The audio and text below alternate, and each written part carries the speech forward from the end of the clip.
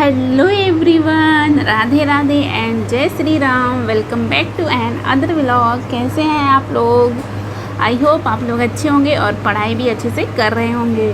तो यहाँ के सुबह के बज रहे थे 6 और हम पानी पीने के बाद फ्रेशन अप होके फिर हम यहाँ बैठ गए थे अपनी पढ़ाई के लिए। जो सुबह का स्लॉट था उसको हम सोचे आज रिवीजन कर लें पॉलिटी का।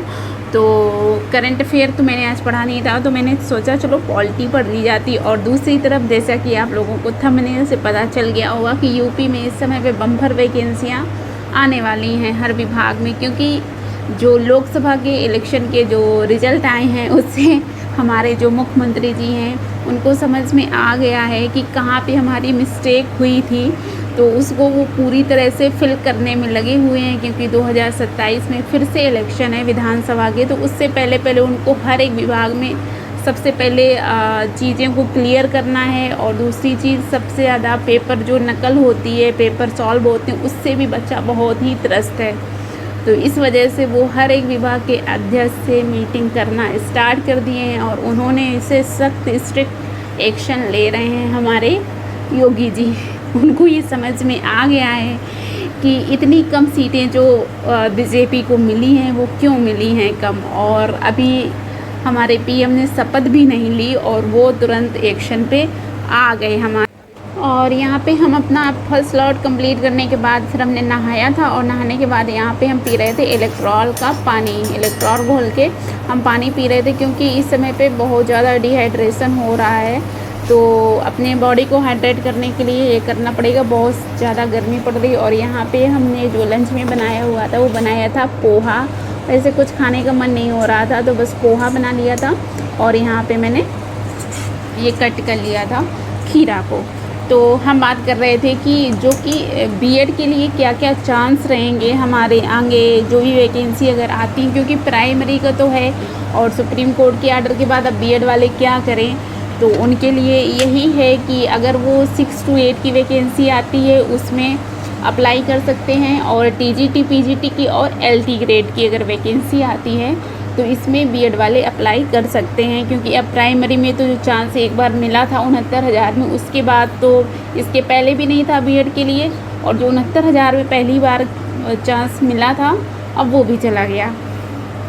तो यहाँ पे यही है बीएड वालों के लिए कि आप लोग 6 to, क्योंकि बिहार में जो वैकेंसी पहले आई थी तो वो बीएड को शामिल किया गया था, लेकिन उसी के बेस पे जब बीएड को बाहर किया गया तो फिर बिहार में जो 2.0 आई या 3.0 आई जो वैकेंसी समय पे चल रही है, वहाँ पे 6 to 8 की वैकेंसी को भी ऐड किया गया। कि बाकी तो फिर बीएड वाले कहाँ जाते 6 to 8 में, अगर उनको आप नहीं ले रहे हो तो उसी के बेस पे ये बीएड वालों का भी इस बार रहेगा। तो आई होप कि इस बार वैकेंसी देखने को मिले 6 to 8 की। तो आप लोग अपनी प्रिपरेशन करते रहिएगा। और यहाँ पे हम अपनी हिंदी का रिवीजन कर रहे थे, और रिवीजन करने का जो हमारा शेड्यूल रहता है उसको हम थोड़ा सा लिख के रिवीजन करते हैं। तो यहाँ पे हम कर रहे थे अपनी रिवीजन। तो इस तरह से आप लोग अपनी पढ़ाई भी करते रहिए और साथ में अपडेट भी रहिए कि हर एक विभाग से वैकेंसी आएगी। तो और जो पीसीएस का एग्ज़ाम है और तो वो तो उन्होंने कैलेंडर जारी ही कर दिया है कि कब पीसीएस का एग्ज़ाम होगा। और जो हमारा आरओ के एग्ज़ाम होगा वो होगा 22 दिसंबर को एग्ज़ाम होगा। उसका ये कैलेंडर अभी जो यूपीपीएससी ने अपने विभाग में जो कैलेंडर जारी किया, अभी उसमें कुछ ऐसी डेटें हैं जो उन्होंने संभावित रखी। हो सकता है अभी एलटी ग्रेड का और जो बीओ की वैकेंसी आनी है वो उसमें जो डेट उन्होंने वहाँ पे दी है, लेकिन कोई एग्ज़ाम का शेड्यूल नहीं दिया कि किस एग्ज़ाम को पर्टिकुलर उनको कंडक्ट करवाना है उस दिन को। लेकिन उन्होंने वो डेट दी है काफ़ी। अगर आप जाइए तो उनकी साइट पे अच्छे सा नोटिफिकेशन पूरा दिया है, वहाँ पे आप जाके पढ़ सकते हैं। तो यहाँ पे हम कर रहे थे अपने हिंदी का रिवीजन, क्योंकि क्या होता है हम पर्यायवाची पढ़ रहे थे, उसके साथ हम विलोम शब्द और ये हम उससे घटना चक्र से लगा रहे थे जो आरओ के लिए मैंने ली हुई थी। और यहाँ पे देख लीजिए हम गए थे मंदिर और वहाँ पे चल रहा था क्या हो रहा था, भागवत हो रही थी। तो वहीं सब लोग थे तो अच्छा लग रहा था, तो इसलिए हम गए हुए थे मंदिर। और फिर मंदिर से आने के बाद यहाँ पे हम पढ़ रहे थे रीजनिंग। तो रीजनिंग तो मैंने वैसे तो ऑनलाइन पढ़ ली थी, लेकिन हम यहाँ पे प्रैक्टिस सेट लगा रहे थे रीजनिंग का।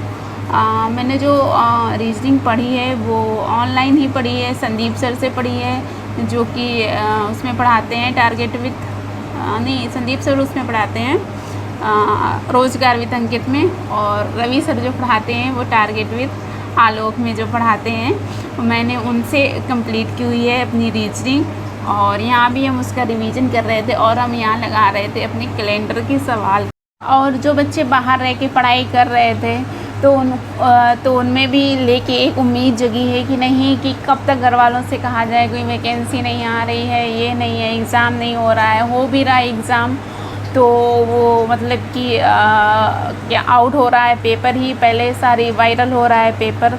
तो इतनी मेहनत करने के बावजूद भी बस हाँ, इस बार एक यही है कि एग्ज़ाम तो होते हैं, एग्ज़ाम तो कंडक्ट गवर्नमेंट करवा ही लेगी, लेकिन सबसे जो मेन मुद्दा होता है कि पेपर ना लीक हो जाए, पहले से ना आउट हो जाए। क्योंकि आप देख रहे हैं नीट का पेपर कितनी ही बड़े लेवल में आउट हुआ है पेपर की, 720 में बच्चों के 720 नंबर आए हैं, और एक ही कॉलेज से इतना कौन टॉपर हो सकता है कि एक साथ मतलब जितनी भी एम्स की सीटें नहीं, उससे ज़्यादा बच्चों ने यहाँ पे फाइट पूरे में मतलब कि आउट ऑफ आउट नंबर लेके आए हुए हैं।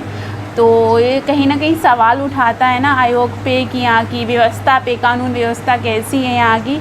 तो एक बार सभी को मिलके इस चीज़ पे भी योगी आदित्यनाथ जी ने वैसे कहा है कि इसके लिए हम बहुत जल्द कानून बनाने वाले हैं, कि अगर जो भी नकल माफिया पकड़ा जाएगा तो उसके लिए बहुत ही सख्त कानून बनेगा।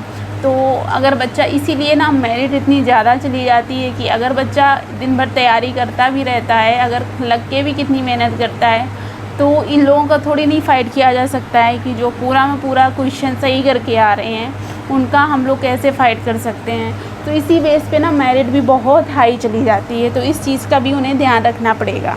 ये व्लॉग हम यहीं पे एंड करते हैं। व्लॉग अच्छा लगा तो प्लीज़ लाइक और कमेंट करना, और पहली बार चैनल पर आए हैं तो प्लीज़ चैनल को सब्सक्राइब करना और बेल आइकन